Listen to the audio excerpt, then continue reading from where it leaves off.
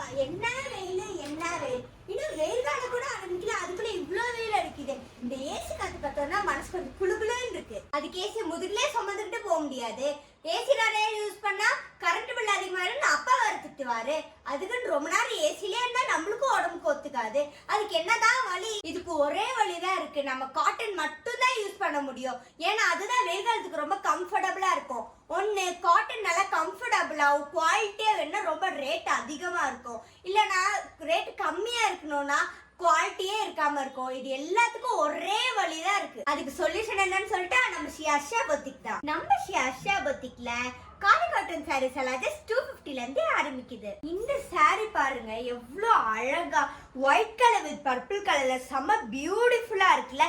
இந்த சாரி வந்துட்டு ரொம்ப சாஃப்டாவும் லைட் வெயிட்டாவும் நல்ல குவாலிட்டியா இருக்கும்.